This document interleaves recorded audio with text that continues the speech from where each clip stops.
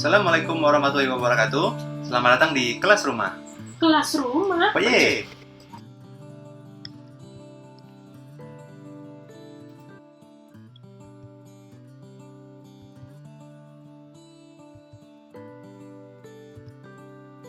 Berikut adalah pembahasan dari server dan aplikasi untuk server web, di mana nantinya kita akan mengenal cara kerja server offline dan online, dan aplikasi yang akan digunakan untuk server web, di mana yang nantinya akan berfungsi sebagai materi acuan untuk kita dapat membuat aplikasi input menggunakan app Inventor yang berhubungan dengan PHP MySQL yang ada di website. Berikut cara kerja server offline, alias tanpa internet. Di sini banyak sekali device-nya, dari mulai kita lihat dari internet di atas, kemudian ada router, server, kemudian ada WiFi di sini. Artinya, ketika server offline ini nanti berjalan, yang dapat mengaksesnya itu hanya dari laptop ataupun handphone yang dalam satu jaringan WiFi. Nah, jadi teman-teman yang nantinya ingin mengakses server ini ataupun website yang ada di server offline ini tidak bisa jauh-jauh dari radius yang ada pada WiFi atau hotspot tertentu. Nah, di sini kita pada server offline biasanya menggunakan beberapa aplikasi, salah satunya yaitu ada SAM, LAM, dan WAM. Dan biasanya kita akan mengaksesnya melalui localhost atau 127.0.0.1. Namun, di server offline ini bisa dihubungkan ke internet.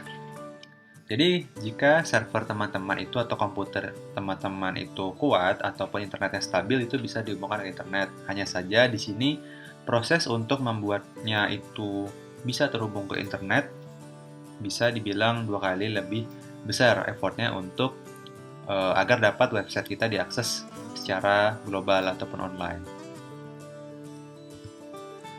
Kemudian berikut adalah cara kerja server online dengan internet. Di sini teman-teman bisa lihat ketika orang mengklik situs tertentu, misalnya classrumah.com, dia akan merequest ke web server. Nah, web server ini adalah pusat di tempat data-data website kita berada nantinya. Misalnya teman-teman saat ini ada di Jakarta dan data centernya itu misalnya ada di Singapura misalnya, artinya data kita ada di Singapura sekarang, tapi bisa diakses oleh dimanapun dan kapanpun orang akan mengaksesnya, misalnya dari Sumatera, dari Kalimantan, dari Malaysia mungkin, atau dari Amerika, itu bisa mengaksesnya.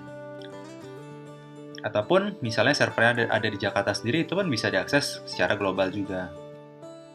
Nah, kemudian yang di bagian bawah ini, kalau bisa teman-teman lihat ada kursornya ini, dia akan merespon hasil dari pemanggilan dari web server tadi. Yang tadinya kosong, yang dipanggil classrumah.com, merequest ke web server, dan akhirnya muncullah hasilnya. Misalnya hello world di sini.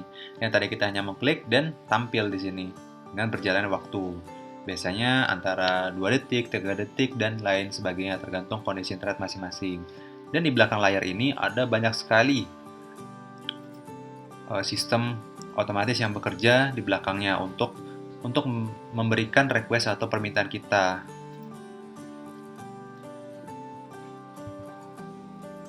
Nah, lalu apa sih perbedaannya web server? Antara kalau kita bisa kita dengar itu atau sering kita baca ada hosting, ada VPS, ada dedicated, ada cloud. Kadang kita sampai bingung apa sih pembedanya gitu. Yang pertama ada hosting server. Kalau diibaratkan sebuah data kita itu hanya disimpan di dalam kamar kos saja. Jadi kalau misalnya kamar kos tersebut ada kerusakan tembok, ada catnya luntur, kemudian lampunya mati, itu artinya kita akan menerima gangguan hanya pada hosting kita saja gitu. Jadi kalau misalnya dalam satu rumah itu ada 8 kamar, jika dalam satu rumah itu listriknya padam, dalam satu rumah kos itu, artinya dalam satu rumah itu server kita tidak dapat diakses ataupun tidak dapat melihat apapun yang ada dalam ruangan karena listriknya mati. Kemudian ada VPS. VPS di sini ibaratkan sebuah kontrakan rumah yang mana lebih besar dari kamar kos tadi. Di sini kita bisa memasukkan data website kita, kemudian kita bisa mengaturnya sedemikian rupa bagaimana maunya kita. Kalau ibaratkan rumah kontrakan tuh kita bisa tanam tanaman, kemudian bisa jemur pakaian, buat sendiri taman-taman kecil gitu. Kemudian kita bisa cat juga rumahnya kalau diizinkan sama miliknya. Nah, diibaratkan kalau web server itu kita bisa menaruh data kita, kemudian kita bisa setting versinya mau berapa, dan kita bisa sesuaikan dengan keinginan kita nantinya. Lalu ada lagi dedicated di sini, yaitu bisa dibilang lebih besar daripada hosting server dan web server tadi, dimana dedicated ini bisa diibaratkan adalah rumah pribadi, dimana kita bisa cat sendiri sesuka kita, kemudian kita bisa isi barang-barangnya, kemudian kita bisa tinggal lama di sana, lalu kita bisa berkumpul, bisa ya apapun itu yang bisa kita lakukan di rumah kita pribadi. Kemudian di sini ada cloud yang terakhir. Cloud itu ibaratkan teman-teman itu gimana ya? Bisa dibilang sih seperti juragan rumah nantinya. Jadi kalau misalnya ada gangguan di salah satu rumah, teman-teman bisa langsung pindah ke rumah yang lain tanpa harus menunggu rumah yang rusak tadi itu selesai perbaikan. Jadi selama rumah yang rusak tadi sedang ada perbaikan, teman-teman bisa pindah ke rumah yang lain untuk sementara waktu ataupun buat selanjutnya gitu. Jadi kalau dari perbedaan antara empat ini, bisa kita lihat yang paling mencolok adalah dari sisi besarnya kapasitas ataupun besarnya jenis dari server tersebut. Kalau yang tadinya kita hanya membutuhkan untuk input data sederhana yang tidak terlalu besar, itu mungkin cocok untuk hosting server.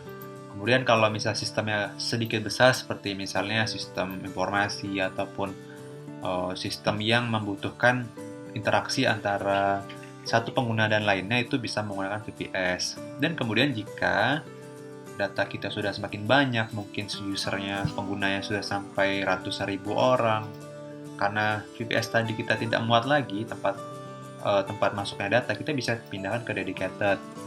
Di sini kan kita bisa rumah pribadinya bisa misal 2 lantai, 3 lantai, itu karena kita dedicated server. Servernya kita setting sendiri. Kemudian yang terakhir, kalau teman-teman pernah dengar AWS, Azure, kemudian ada Google Cloud, nah itu salah satu dari contoh cloud server, dimana ketika kita punya gangguan di satu rumah, kita bisa menggunakan rumah yang lain. Contohnya data centernya ada di Amerika rusak ternyata. Kita punya backup yang masih di Singapura, artinya website kita tetap akan berjalan. Ini biasanya digunakan kalau misalnya datanya sudah banyak sekali, bisa jutaan data, ataupun ratusan ribu juga bisa kita gunakan cloud server agar lebih stabil. Contohnya seperti Tokped, kemudian Gojek itu menggunakan Google Cloud, AWS. Mereka menggunakan cloud server karena jumlah user mereka juga sudah semakin banyak saat ini. Lalu apa sih itu web server? Kalau bisa teman-teman lihat, kita akan menggunakan web server yang online. Kenapa? Karena di sini kita bisa fleksibel. Hanya dengan mendaftar, kemudian membayar, ataupun kita menggunakan layanan gratis juga ada. Tapi kalau saya biasanya menggunakan yang berbayar, tapi tapi terjangkau gitu. Mungkin 1 tahun hanya 100.000, itu kan sangat terjangkau. Dan juga untuk prosesnya juga hanya simple di sini. Ketika kita sudah upload data ke web server kita, ketika orang akses, misalnya classrumah.com, mereka request ke server kita langsung memberikan hasil dari halaman yang dibuka tadi. Ya, seperti ini kira-kira untuk gambarannya. Web server tadi itu banyak sekali yang ada di dalamnya. Bisa kita lihat di sini ada .com, .pkz, .net. Ini salah satu bagian dari di mana web server itu berada. Untuk menampilkannya itu menggunakan domain. Nah, domain ini pasti teman-teman sudah familiar seperti .com, .pkz, .net, dan lain sebagainya. Nah, lalu apa saja sih pilihan web servernya? Sebetulnya ada banyak sekali pilihan web server di dunia internet saat ini. Bisa kita lihat ada cPanel, kemudian Direct Admin, Plex, AJ, Virtual Admin, sampai yang gratis pun ada juga, zPanel CP. Dan saya juga pernah beberapa kali pakai untuk cPanel, Direct Admin, Plex, kemudian Virtual Admin, zPanel juga sudah pernah pakai. Namun sampai saat ini yang paling mudah untuk digunakan itu yaitu cPanel sama Plex. cPanel juga bisa digunakan asal kita menggunakan VPS. Kalau untuk yang biasanya menggunakan cPanel ini, kalau saya biasa beli, ada yang 100 ribuan, ada yang 200 ribuan per tahun kalau untuk uji coba kita membuat aplikasi. Lalu kenapa sih cPanel? Ya karena sekarang ini banyak hosting yang pakai cPanel ini. Karena kita kan untuk video berikut ini akan membahas bagaimana cara membuat input data sederhana pada PP Inventor. Jadinya kita bisa menggunakan coba-coba dulu menggunakan cPanel.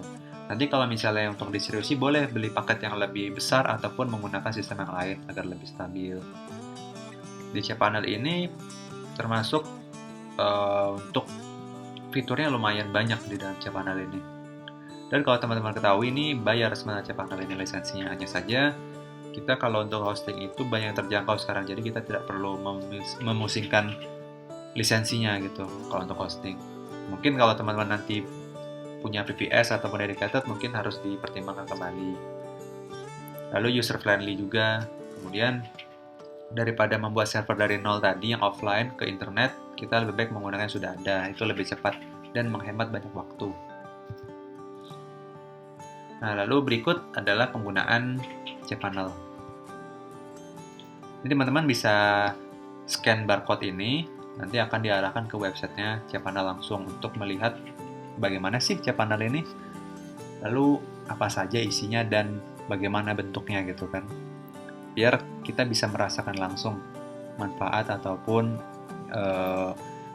apa sih yang mempermudah di cPanel ini. Sini saya akan buka cPanelnya. Di sini teman-teman sudah bisa lihat. Inilah ada tampilan cPanel. Sebenarnya ada beberapa template, tapi ini yang paling sering dipakai saat ini. Nah, seperti nanti teman-teman websitenya bisa ditaruh di File Manager. Di File Manager ini teman-teman bisa akan memasukkan file website, baik itu gambar, teks, video, maupun input data nantinya, script input data. Dan dapat diakses oleh semua orang nantinya. Tapi di sini tetap hanya kita bisa akses karena ini kan cuma kita yang bisa akses adminnya. Lalu kemudian database-nya kita bisa simpan di phpMyAdmin.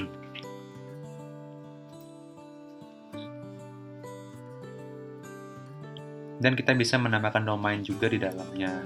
Lalu kita bisa menggunakan email di dalam sini. Kemudian kita bisa melihat berapa sih jumlah kunjungannya. Kemudian kita bisa menggunakan fitur-fitur yang sudah ada, misal WordPress, kemudian ada lagi CMS yang lain. Ini banyak sekali, ada juga Ruby di sini, kemudian bahasa, banyak juga bahasa yang bisa kita gunakan kalau misalnya tidak terbiasa dengan Inggris, misalnya bahasa Jepang atau Rusia misalnya, dan lain sebagainya. Nantinya teman-teman database-nya akan disimpan ke phpMyAdmin ini. Dan itu langsung teman-teman sendiri yang dapat mengaksesnya.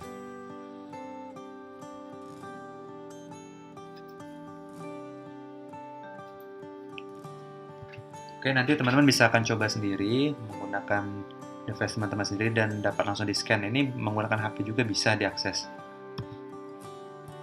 Oke, sekian penjelasan singkat dari pengenalan server dan aplikasi untuk web server. Jangan lupa untuk subscribe channel Kelas Rumah melalui link bit.ly/kelasrumahyt. Wassalamualaikum warahmatullahi wabarakatuh.